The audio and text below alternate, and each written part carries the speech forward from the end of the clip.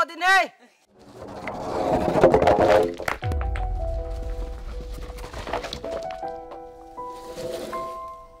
Bawat tulak,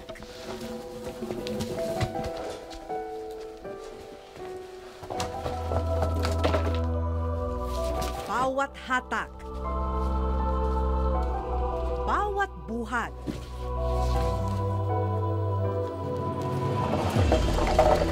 katumbas ay kita para ipangsuporta sa kani-kanilang pamilya.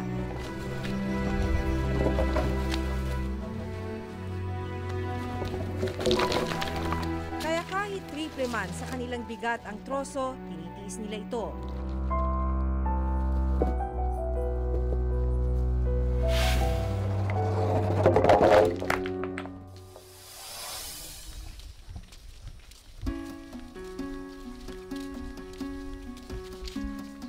Sa Albuera, Leyte, nakilala namin ang 6 na magkakaibigan.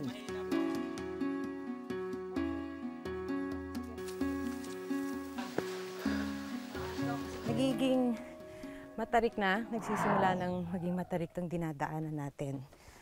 Ang mas mahirap pa, matarik na, maputik pa na madulas yung dinadaanan.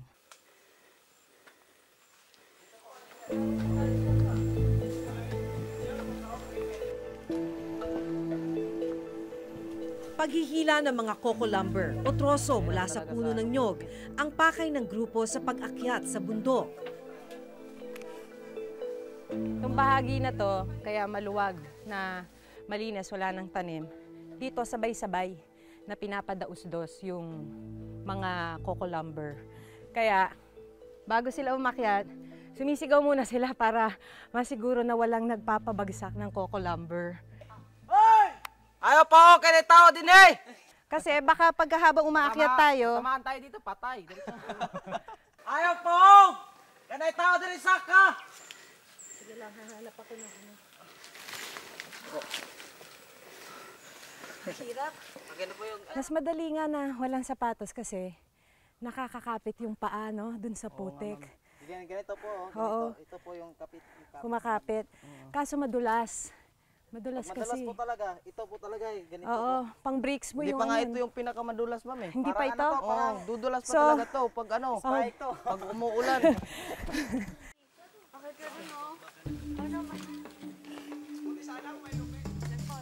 Karaniwang inaabot raw sila ng mahigit 1 oras sa pag-akyat ng bundok. Pero para sa baguhang katulad ko, mas matagal pa.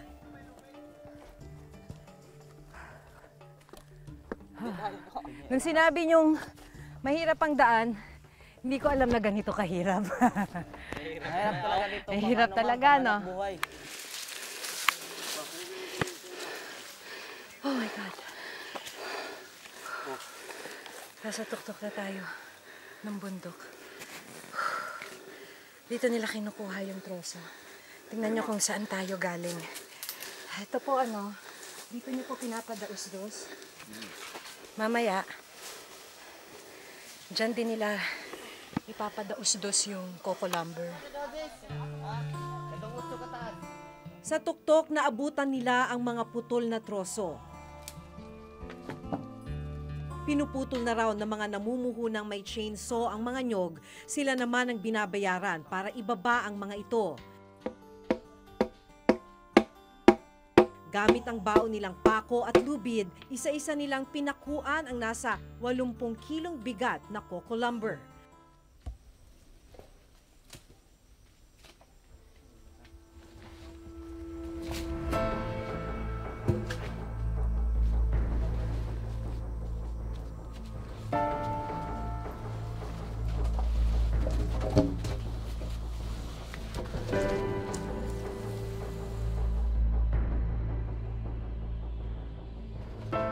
Hinahati-hati ang mga ito sa ibabang bahagi ng bundok. Si Warren, 15 taong gulang, ang pinakahirap daw sa paghihila ng troso.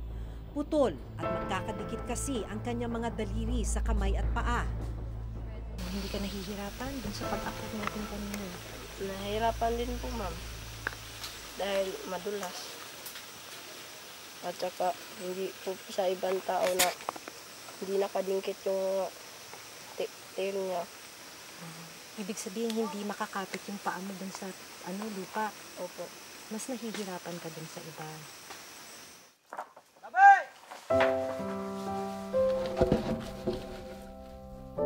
Bakit mo ito ginagawa, Mari? Wala kaming bigas. Tapos dito ako kumukuha ng pira. Kunti ng pira po yun sa akin. Ibabaon ko po sa case nila ko. Pagkatapos ako ng aral at mayroon akong tatrabaho, hindi na ako maanuhin ng mga tao apihin dahil lang yung mga kamay ko maputol. Mapanganib ang kanilang trabaho. Kwento ni Warren, makailang ulit na siyang nabagsakan ng hinihilang troso. Hulugan ako ng kahoy, sir. Sa paghawak ng tali at yung pang sa tali. Tapos, yun, magsugat-sugat. Masakit. Nawala ng kuko.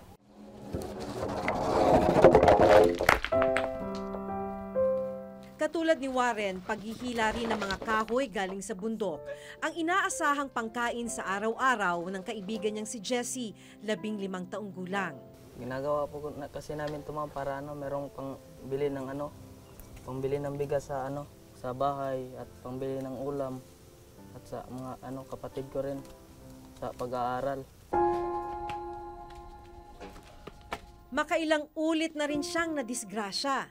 Ano yung pinakamahirap na bagay dito sa ginagawa ninyo sa bundok? Paghihila. Dahil? Pag hindi ka kasi marunong, ma'am, yung paa mo maiipit rin at matatamaan dito. Pag hindi ka pa sanay, muntik na ako malaglag. Nadulas ako eh. Kasi pag umuulan po dito palagi talagang madulas, hindi ka makakakyat.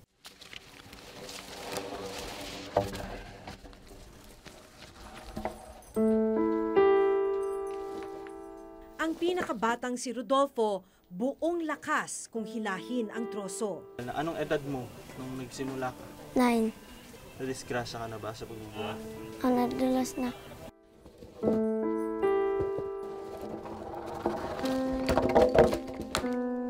Batak na ang kanilang murang katawan.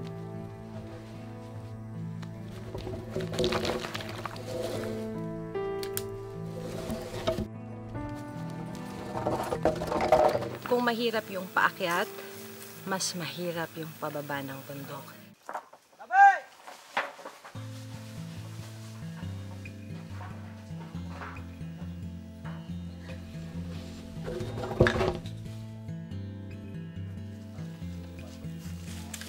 Ang mas maninipis na coco lumber, pinapasan hanggang sa tabing kalsada. Ito yung coco lumber na tinatawag nila 2x6x8. 2 inches yung kapal, tapos 6 inches dito. Ang haba niya, 8 feet. Ito daw, kada piraso, 8 pesos.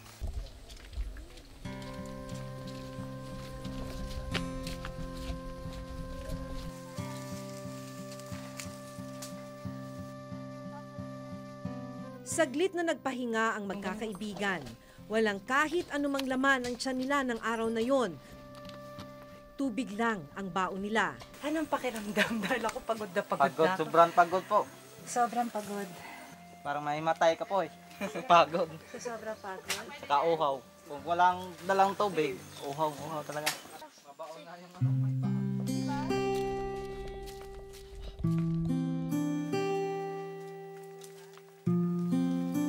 Magkano yung inaasahan yung kita ngayong araw? Mga 50. Nun. 150. Para sa inyong lahat ba yun? Opo. Ah, para sa buong grupo, 150? O tig-isa kayo, 150? Grupo po. Sa buong grupo, Oo. 150. Opo. Tapos, ilan kayong maghahati doon? Sa 150, kayong 6. So, di halos tig-20 pesos lang sa isang araw. Para kumita kayo ng tigwa 150, ilang coco lumber yon?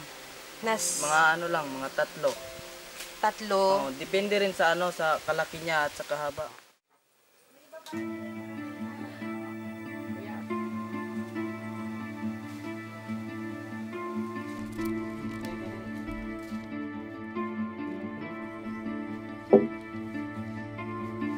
Kailangan nilang maghintay ngayon para sa pagdating ng truck na magbabayad sa kanila. Dala na rin ang sobrang pagod, kinahapunan, nilagnat si Warren. Dumating na noon ang kanyang ama. Maawa ako sa anak ko kasi maliit pa.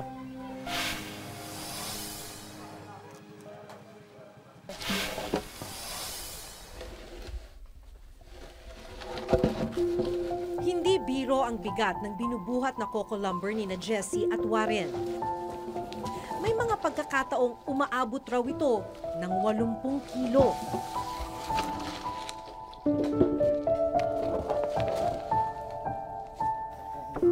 Ganito yung binubuhat ninyo. Pagkatapos nga nito, ma'am, malagay namin dito, anuhin rin namin to. Ipapile pa namin yan eh. Ipapile nyo pa sa sasakyan na magdi-deliver sa bentahan. Oo. Ang mga coco lumber na maibebenta ginagamit na materyales sa paggawa ng mga muebles at gamit sa bahay. Matapos ang halos kalahating araw na paghahanap buhay, hindi dumating ang truck na kukuha sana sa mga naibaba nilang coco lumber. Dahil hindi pa ito naibenta ng magkakaibigan, wala silang kinita. Dahil walang kita ng araw na yon, pinagkasya na lamang ni Warren ang asin, tirang kanin, para sa tanghalian. Asin at kaning lamig ang pambawi sa hapunang katawan. Ano nabibili mo pag may pera? Yung sardinas, sir. At tuyo. Pag 10 lang ang pira mo.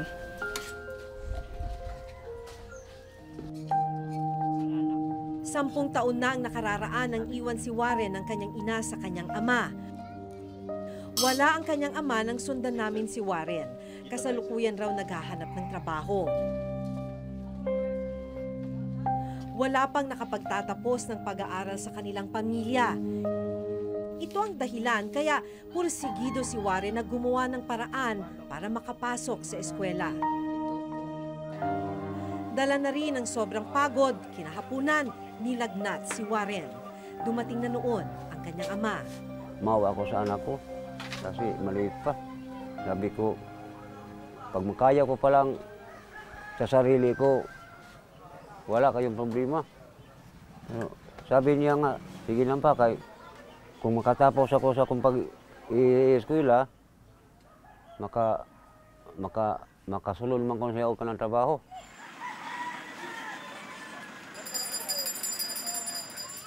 Ang kaibigan ni Warren na si Jessie, panganay sa 4 na magkakapatid. Sir, parang suka kasi. Parang suka kalulan mo. Nagkuha ako ng para may ulam namin yung gabi. Ano pong lutong gagawin nyo dyan? Ano lang, paksiw lang.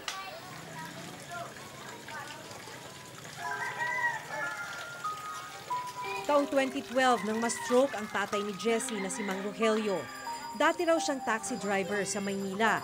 Mula nang maparalisa ang kalahati ng kanyang katawan, nagdesisyon na siyang umuwi sa Albuera, Leyte. Mula noon, hindi na siya muling nakapaghanap buhay. Ano pong inaasahan yung kabuhayan, tay? Mula po Asawa ko, siya muna nagtatrabaho ngayon dahil wala. Nagugutom pamilya ko.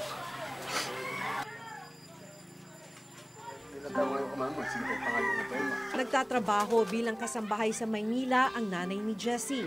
Nagpapadala man sa kanila ito ng pera, malaking tulong ang kinikita ni Jessie sa paghihila ng coco lumber. Tanging ang bunso niyang kapatid ang nag-aaral sa elementarya.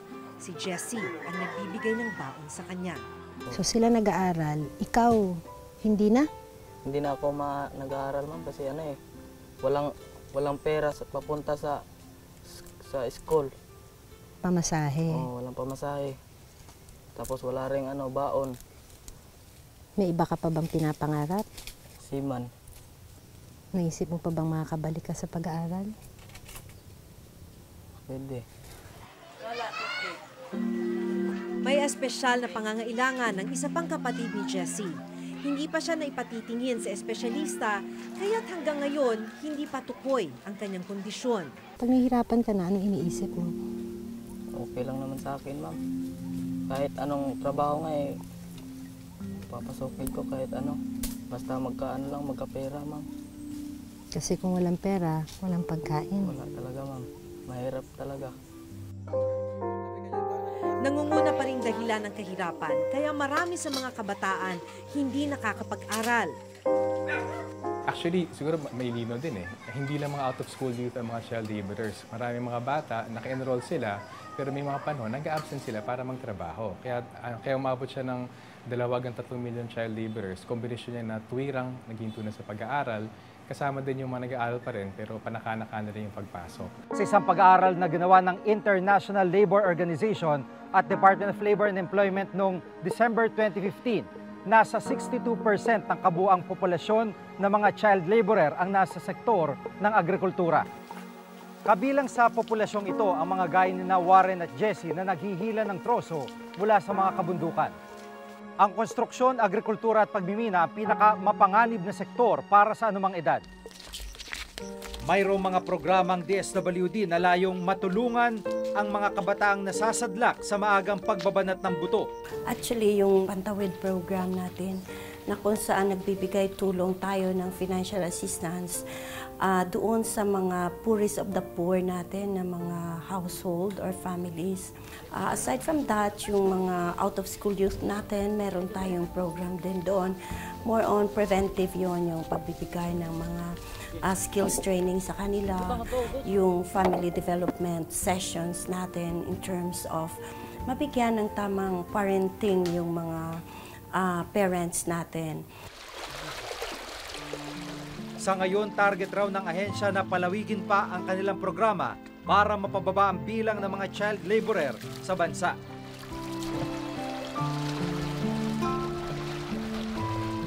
Economic situation natin ay kinakailangan talagang pag-aralan nyo ng national government natin na magkakaroon tayo ng sustainable job opportunities, magkakaroon tayo ng bawat pamilya ay merong job, food security as well as job security.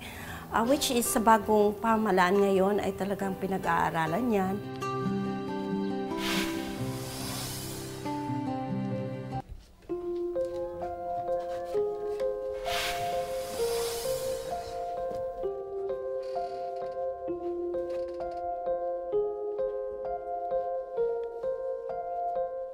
Kinabukasan, naabutan namin si Warren na naghahanda papasok sa eskwelahan. Porsigido man na makapagtapos ng pag-aaral, paghihila ng troso nakikita niyang paraan sa ngayon para makapagtapos. Hindi mo ba naisipang tumigil sa pagkuha na lang? Gano'n lang nga, sir. Tinigil lang pag ng kukulambir. Pero hindi pwede? Hindi pwede, sir. Hirap ng walang trabaho, sir. Para naman kay Jessie, kailangan niya munang isang tabi ang pangarap, makapag-aral. Tuloy-tuloy ang pag-akyat sa kabundukan at paghihila ng mga troso, hirap man ang katawan. Alang-alang sa pamilyang sa kanya umaasa. Ang bigat pala ng buhay, no? Ramdam mo yun? Simula kailan? Mga edad ko po, mga 11 years old pa lang po ako. Napilitan mo nang gawin to. Opo. Dahil doon, kailangan mo suportahan yung pamilya. Okay lang naman sa akin, ma'am. Kahit anong trabaho nga papasokin ko kahit ano. Nananatiling problema ng bansa ang kahirapan. Isang sakit ng lipunan na hanggat hindi natutugunan, may mga gaya ni Warren at Jessie na patuloy na magbabanat ng buto para sa kakarampot na kita. Hanggang sa susunod na Huwebes, ako si Maki Pulido. Ako si Jiga Manikad at itong bagong dekada ng Reporter's Notebook.